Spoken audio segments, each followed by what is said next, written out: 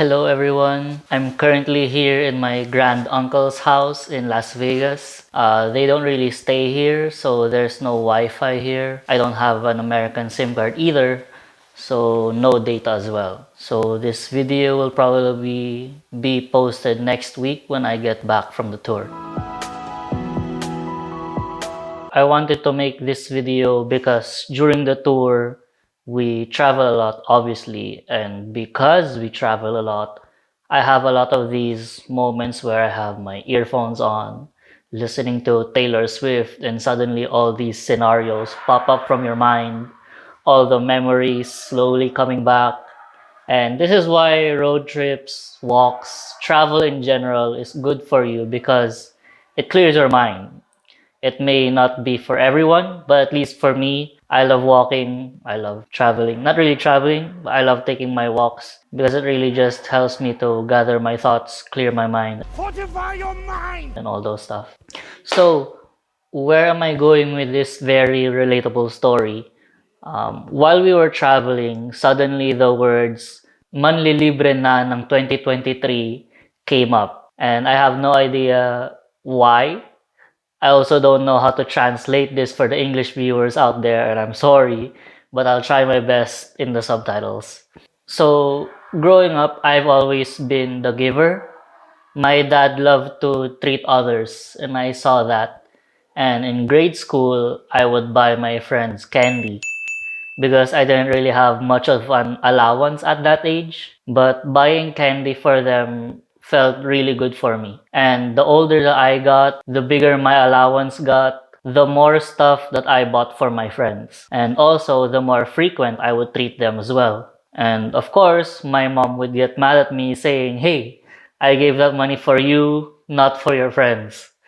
But my dad would always say, "That's good, son, keep it up." And I've been like this until I graduated college.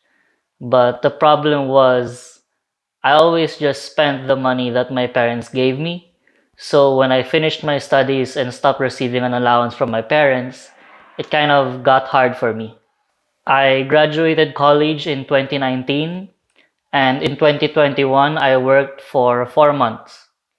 I gave my first salary to the church, my second salary to my parents, and the third salary was spent on my siblings. And the rest was all saved up in my bank account.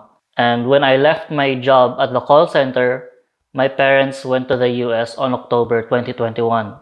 And when they left for the US, I was left to manage part of the family business.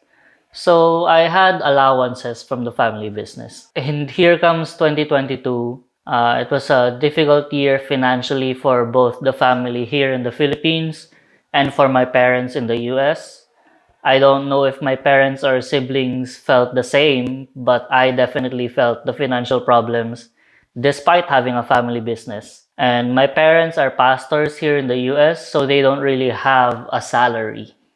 And it was because I was having such a difficult year financially that I couldn't really treat my friends. We kind of reversed roles on this one since they have a job.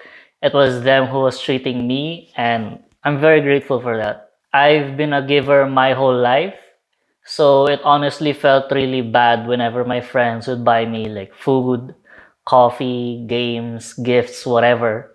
I wasn't used to being on the receiving end. I'm always telling my friends that I feel bad accepting the money they are spending on me, no matter how little it is. I've always told myself that I need to pay them back somehow, even if I just buy them a burger or a coffee the next time we go out. But whenever we go out, I was kind of always short on money. So seeing or hearing these words, "Manlilibre na ng 2023," felt really unreal to me. Surely you can't be serious. I am serious. And don't call me Shirley. Bottom line, I'm very grateful to everyone who helped out the family. I remember writing my thoughts back in 2018. I left my diary in the Philippines, so I can't really show or read it to you guys. I'm sorry. But I remember writing how burdened I felt seeing how my family was going through some financial struggles. My mom would always tell me because I had broken shoes, slippers, torn clothes. My pants were already too short for me. They said you should buy more shirts, all those stuff, etc., etc. So my mom would always say, don't hesitate to spend money on yourself. Because I also became hyper acidic. So I always had to make sure that I ate on time. I wouldn't skip any meals. But I was kind of too lazy to cook. We didn't really have food at home. So my only other choice was to like buy food outside. But looking at my wallet, looking at my money, I'm like, I can't really, spend. But my mom would always say, don't hesitate to spend money on yourself.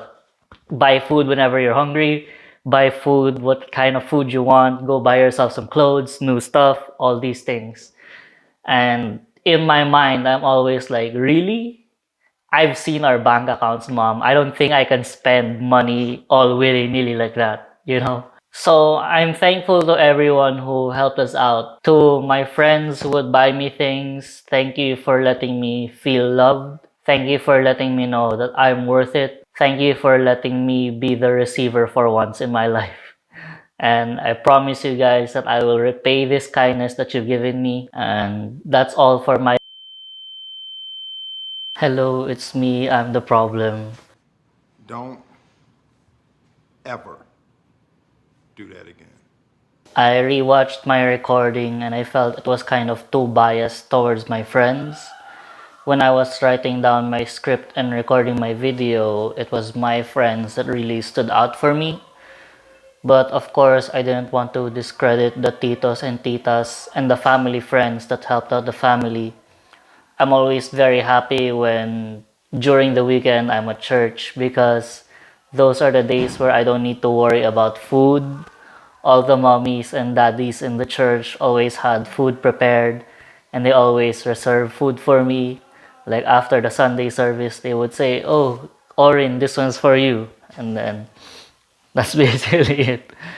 And not to mention the times when members of the church would also take me out for lunch, for dinner. The times they would treat me food during our practices or during times when I would be handling one of our lessons, one of our trainings. So it's a giant weight off of my shoulders. So thank you to all the titos, the titas. You guys have been a giant blessing in my life. That's all for my thoughts today, and I'll see you all in the next video. Bye.